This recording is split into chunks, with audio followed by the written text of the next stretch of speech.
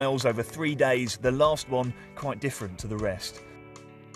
Starting with a meander along the Royal Military Canal, last night I camped at Laith Barn, one of 2 campsites run by the same company, both en route. You know, this campsite is actually based right on the bottom end of the Canty Way, and so we provide a great stopping point for people who are trying to cycle and stop for a night. We kind of embrace the Dutch and French campers because we're right by Dover. They're a fairly low-impact customer, it would be fair to say. They cycle here, they keep themselves to themselves. They're very good campers, and then they're off in the morning. But as I zipped up the tent, "Where's your raincoat?" But in the morning, it hadn't hit yet, so I got an early start, passing Dymchurch and onto St Mary's Bay. As the rain started to fall, I took shelter with a fellow cyclist who's ridden the route in a day, and he caters for others along the way. Some people know I'm here, some people don't. Some people just happen upon me and they're kind of like, "Oh, coffee." And a lot of people do a stopover sort of between Dymchurch and Hythe or Folkestone.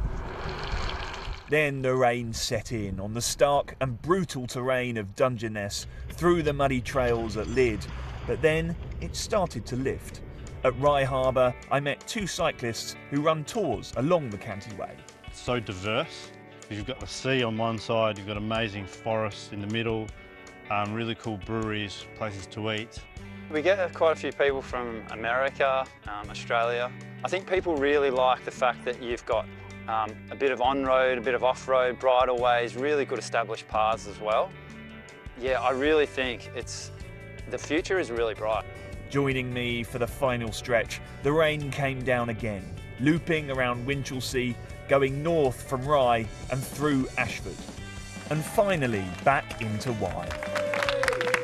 A welcome party from the cafe owners I met last week to talk about the Canty Way. They're due to open next month. Attracting cyclists and others to explore more of Kent just seemed to align quite well with the vision that we'd set ourselves. From country to coastline, through rain and shine, completing the Canty Way is not easy. The views, the history, the people make it all worthwhile.